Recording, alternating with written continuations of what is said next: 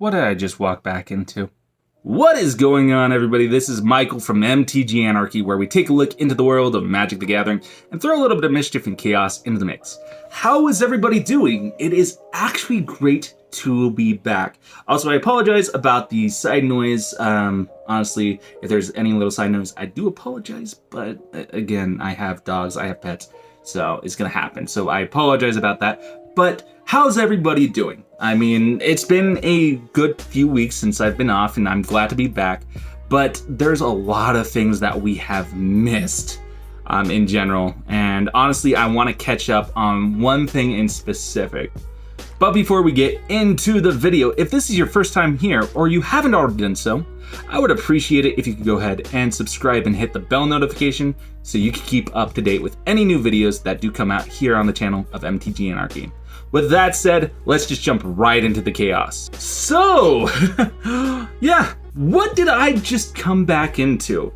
I've been seeing a lot of people through not only YouTube, but people talking about this. So this is insane. And this happened as of July 9th of 2020 via Twitter. Mark Rosewater released a couple of tweets in regards to Jumpstart. Now, again, if you haven't heard of Jumpstart, or if you're new to the game or anything like that, it seems like a fun product that I do need to make a video of pretty soon, just because of the fact that it's coming out, and I want to see if it's worth it or not to me, and I feel like everybody else should know as well. But I do need to make that video, so we'll have that come out. But there have been a lot of issues in terms of Jumpstart, especially when it comes to printing, the delays, as well as how much product is actually going to be out in the market. But let's actually get into the tweet that Mark Rosewater at Maro254 went ahead and stated. Now let's just clarify something before we actually get into that tweet, or those tweets. Mark Rosewater is the lead designer of Magic the Gathering. He creates some of the cards. He's not the communications manager, which I don't even know if we know who the actual communications manager is. I think there's a lot of individuals like Gavin Very or Blake Rasmussen that we feel we can go to communicate this, but I don't think that there are any individuals in specific that we know who is the actual communications manager who speaks on behalf of these announcements. So again, this is something that we actually have to go ahead and talk about because of the fact that Mark Rosewater is one of the individuals that we have to go to actually get information. And it shouldn't be that way. It should be the community communications manager who does that. Not community communications, but communications manager who does that. So let's see what Mark responds. Or let's see what Mark puts out, per se. So, there's been a lot of talk about Jumpstart recently. So I thought I would stress a few things. Jumpstart is not a limited product, meaning we will keep reprinting it as long as there is demand for it, within the time frame of the product's lifespan. Due to COVID-related issues, there is less product than we wanted or anticipated in the first wave. For all of you out there that are eager to get your hands on Jumpstart, I promise there's more coming. Now, I do have to say, when in regards to Jumpstart, this is one of the issues, but with Jumpstart itself, there were, like I mentioned earlier, printing issues, that cards seem to have mistakes on them from the printing. Although the Jumpstart packs that I opened up off on the side, they didn't have those issues. I think it's just only for a certain few, which again, collectors, look out for those things if you're into misprint collecting. Then we didn't know, because of the delays and because how much the secondary market is selling these for, we didn't know what the amount was going to be out there. We didn't know if this was going to be a limited product. And so Mark Rosewater actually clarifying this information is good, because a lot of individuals look to him about this information and say, is this good or is it not good? So again, I think that that's a good thing that Mark went ahead and clarified this, although I don't feel that he should have been the one to clarify this. Now, in response to these tweets, there were a bunch of individuals that were thankful for the clarification, which I appreciate. Again, I'm appreciative for any sort of clarification made on a specific product. But there were a lot of individuals that had other questions that, let's just jump right into these responses. Now, the first response thread that I want to get into is between Joseph Cheney and David. So Joseph Cheney, he's at the Joe Cheney, and David is at Rebel Dottie, which if I get those names wrong, I do apologize. Again, pronunciation isn't my best suit when it comes to these things, but I'm trying. So again, let's go over their Twitter thread. So Joseph Cheney replies to Morrow254 Mark Rosewater. It is sort of like not having MSRP has allowed certain businesses to take advantage of limited supply in the market. David, or at Rebel Dottie, responds, MSRP doesn't force vendors to sell at a price. People would be gouging this product right now even if there was a MSRP because of demand and delays. And Joseph Cheney responds to that. At the Joe Cheney responds to that, saying, I agree that you're a smart guy. Thank you for pointing out capitalism is unethical. I would still prefer MSRP to establish a baseline for how much can be expected of the secondary market fleecing consumers.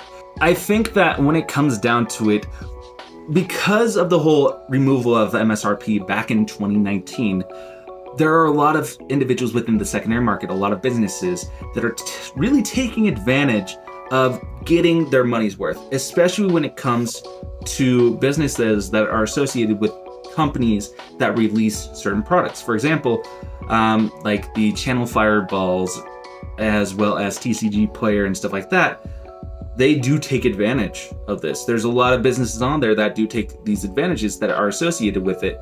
And it also has to do with the distribution level as well. And I mean, the lack of the amount that is given to some companies over others, it just doesn't make sense to me. And these companies can go ahead and increase those prices because of it. Now, again, I'm not saying that is true or not. Again, don't quote me on that. But I think that it has to do a lot with a lot of these secondary market companies, as well as the distributors playing favoritism. Again, that's just what I think has to do with it. But again, that's just my opinion on that one.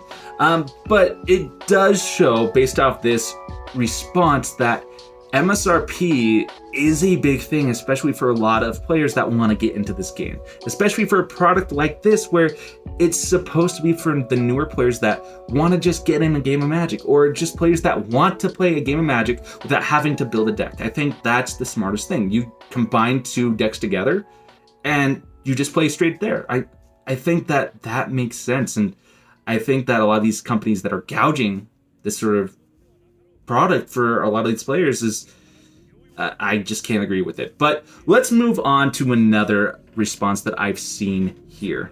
So another response that I'm seeing that actually I want to discuss and get into is from Andrea Wydell. She's at AgroDoom, and she replies to Morrow254 Mark Rosewater, stating the following: I shouldn't have to look to Twitter a week before a product comes out to find out whether a set is limited or not. This information I should have by the time pre-orders for my store are due. And she also responds, and it shouldn't fall on you to give us this information, which is correct. Mark Rosewater should not be the individual to respond to this information. He shouldn't be the one to get out this information. He should just be creating cards, although there's a lot of individuals that are like, you shouldn't even be doing that. But aside from that, he is a creative designer. He is not a communications manager, but people still look to him as such because he actually gives out the information, which again, it's one of those weird things that there's no proper communication line when it comes to the community and Wizards of the Coast. Now, there were some responses, such as Philip Young. He's at Philip_Y167, and he responds the following: June 18th was when the post was made on their website. Rosewater is just reiterating it for the people who most likely didn't check the website 3 weeks ago. And we're going to get into that post from the article on the website that he's referring to, but let's continue on. Andrea Wydell responds, June 18th was like 2 weeks after we had to place our pre-orders as a store. Stores need to have this information earlier. Philip Young responds, all I'm saying is Maro's Twitter wasn't the only and exclusive source for this information. It was posted on the appropriate website first. Now I do totally agree that it should have been posted earlier than June 18th. And then Andrea Weidel responds, I understand that, but I took a look through all my Jumpstart related work emails containing Wizards articles. From what I saw, no article with Jumpstart in the name contained that information, nor did a quick Google search bring that article. The info is not easily accessible. And this is where we're actually going to jump into the article, because again, the article in itself is something that's going to be referred to multiple times throughout not only this Twitter feed, but this video itself. So let's actually go to the article that people are sourcing to. So this is under Jumpstart release delays by Wizards of the Coast on June 18th of 2020, and it's on the magic.wizards.com news portion. So if you want to go ahead and read this out, I'm going to read this to you guys, but if you want to go ahead and see this for yourself, then that is fine. But let's go over what is stated. Due to complications related to COVID-19, we are facing further delays with regards to the availability of Jumpstart products outside of North America. This includes the packs intended for the core set 2021 buy box promotion. As of now, we do not have a new release date to share, but we will be sure to communicate it as information becomes available. Jumpstart's release in North America is currently on track for July 17th. Players in stores in Europe, Asia Pacific, Latin America, and Japan might notice some delays, but retailers in those regions can sell Jumpstart as soon as it arrives in their stores after July 17th. We expect a rolling release schedule outside of North America. Thank you for your patience and understanding in these very challenging times. Now, from what I can see here, they're saying we are facing further delays with regards to the availability of Jumpstart products outside of North America. So if you're living in North America like I am, there shouldn't really be an issue of limitability when it comes to product. However, it doesn't seem that way within the article. It just says, hey, look, there's no delay. It's not specifying if this product is going to be limited or not. This is just saying, hey, there are delays, but they will be available later on. However, in North America, they're still on track. So it's not specifying anything about a delay in North America, at least. Now, the issue that I see on this one, and this is something that I feel is important, is that there is no clarification on if this is a limited print run or if there was going to be multiple prints of this product within its lifespan, which is usually 1.5 to 2 years depending. So there's that. But there's no clarification on that. And we can actually see that information within this sort of article. Yes, there is a delay with this product, but it doesn't specify how much product we will be receiving out there. There's nothing there. Now, this actually goes to another response by Wujo444 at Wujo444, replying to Maro254. One thing alludes to me. Why this doesn't go through official WOTC channels and or Wizards community managers that are hired to talk with the public? Why nothing is being done to improve communication that has been constantly bad? Which, again, like I said earlier, there's nobody that I don't know specifically. Somebody within the community, as somebody within the community, I don't know who the communications manager is for this company, which, again, that is a bad sign. But someone like Blake Rasmussen, who responded to this, they're the editor-in-chief of Daily MTG and stuff like that, they should be reporting this. And what he says kind of blows my mind. So let's go to that response. Because we already did many times. Here's just one example. And he refers back to the Jumpstart release delays article that we just went over. But when someone like Mark gets the question multiple times, we reinforce it through the channels where we see the question most. We also retweeted Mark. We don't suck. I'm tired of hearing that. So it looks like Blake's being a little bit salty here, but here's the thing. He's referring to an article that doesn't give clarification on this. There's no clarification. There isn't. if this is going to be a limited print run because of COVID, or if this is just going to be a normal print run that just has delays. Yes, there's delays, but there's nothing specifying if it's this limited or not. And that's the issue that we're having here. What he's referring to is the only thing that I've seen within Wizards of the Coast's database that specifies on delays, doesn't specify on the print run. Doesn't specify that. And I don't think they're ever going to go ahead and give us that information. Because if they did, I think that'd be a stupid move from a company to do so. But again, that's just my thought on that. Now, there are other things that are within this tweet thread that are responding to mystery boosters or double masters, but let's keep looking to see about a couple of other tweets in regards to this. On here, there are people that are asking about the time frame of Jumpstart's lifespan and response. And actually, this one in specific from William Dzambor, or at Blood Fray Giant. He replies saying, "What scares me here is that we don't know what's the time frame for this product's lifespan." And Breaking Boosters, at Breaking Boosters, responds, "Just look back at other supplemental products for an idea. If I had a guess, it would be 6 months to 1.5 years. So nobody truly knows the lifespan of this product, especially when it comes to delays. But I mean, if we're looking at supplemental products, it does make sense. 6 months to 1.5 or 2 years. Again, that's my guess on it. Here's one that I feel kind of has a point. So this tweet comes from Benjamin Bloodworth, at Benja Bloodworth.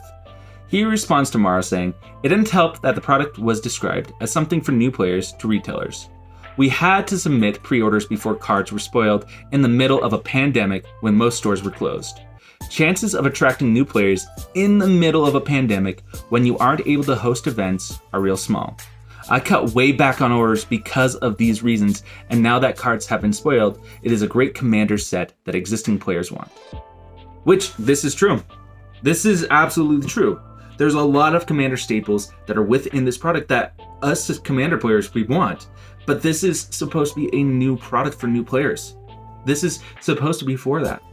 And it's being portrayed as something different.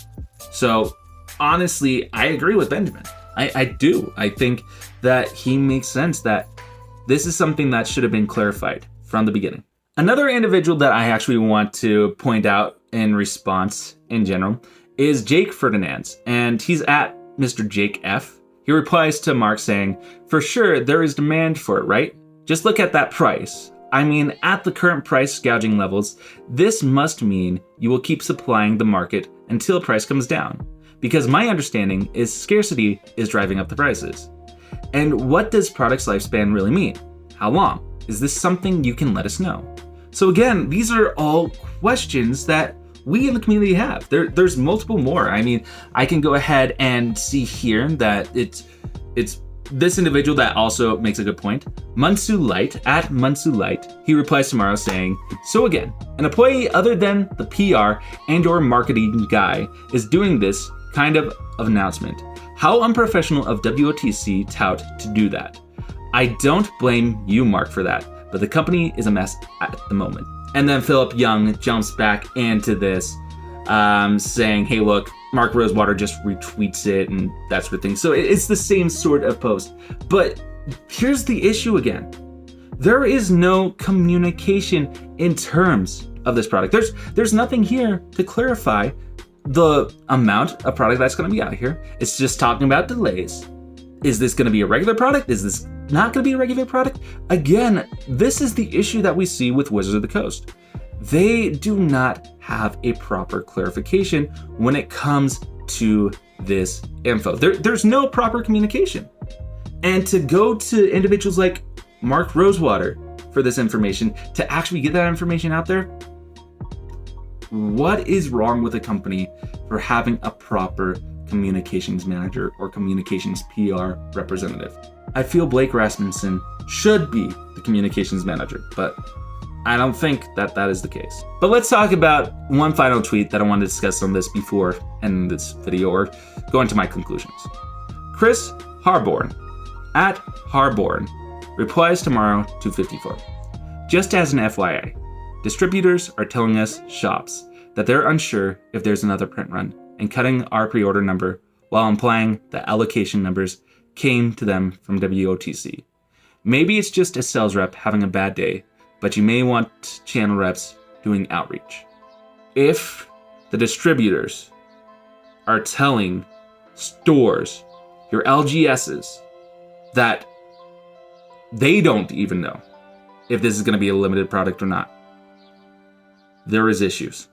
And if they are cutting product because of it, because of this, because Wizards of the Coast is not giving proper clarification, then by all means, something needs to change. Communication needs to actually happen from Wizards of the Coast in a more proper fashion.